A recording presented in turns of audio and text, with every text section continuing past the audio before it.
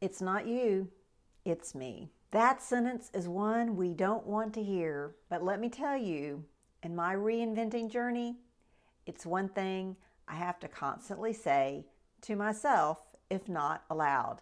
Today I'm going to talk about why it's me and it's not you on Reinventing You. My name is Amelia Sims. Welcome to my channel. I post on Tuesdays and Sundays every week, and I'm glad that you could join me. I would love it if you would subscribe today so that we can go on this journey together as I'm reinventing, or as I like to say, reinventioning myself. When I think about the changes that I'm going through right now, I think about the fact that I could spend a lot of time blaming others. I could spend a lot of time saying it's their fault, or it's the system's fault, or it's the company's fault, or it's this person's fault, or this situation's fault that I'm where I am. But I really know deep down it's not that person. It's not that situation or that system or that company or that other person or that even that life experience. It's me. The change is happening because of something in me. I can admit I have made my share of mistakes. I've been in the same career for 20 years, and I could probably sit down and write you a notebook full of mistakes that I have made. And when I look back, I think of all of the things that I've done wrong. Hey, I'm my own worst critic. So what are the things that I've learned? Some positive things I think that I've learned from negative experiences. Can you have positive learnings from negative experiences? I'm going to make them into those. The first lesson that I have learned is I need to be myself. You know, when I say it's not you, it's me, I really need to say I've been me. So I know that I have been myself. The second thing I've learned is to say no. No, no, no, no thank you, no, no, no.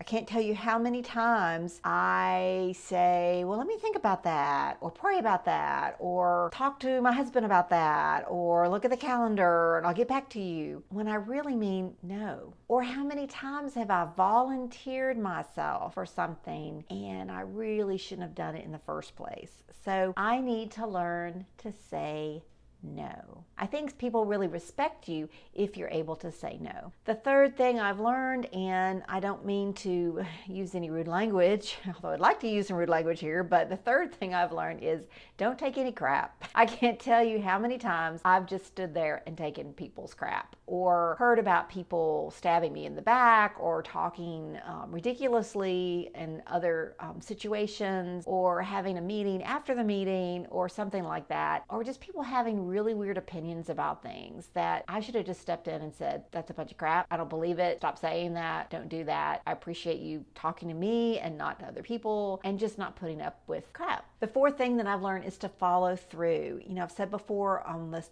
not saying no. Well, there's been times where I have a great idea and I started it and maybe wrote some rules down, or this is what we're going to do, and there was no way to enforce it, or I didn't work my part in trying to make sure it happened.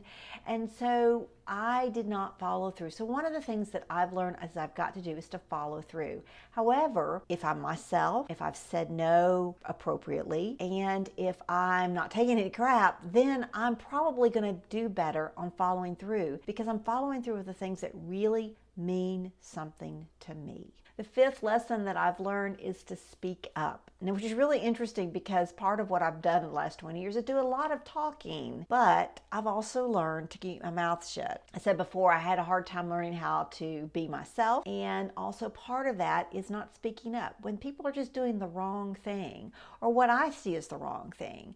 I think we've gotten so polarized in our society that I think I have tried not to say anything to create more polarization. But all that's done is to hurt me. It's made me feel bad about myself and sort of kind of fold inward. And that's caused a lot of the problems that I've had and forced me to say, wait, something needs to give here. Something needs to change.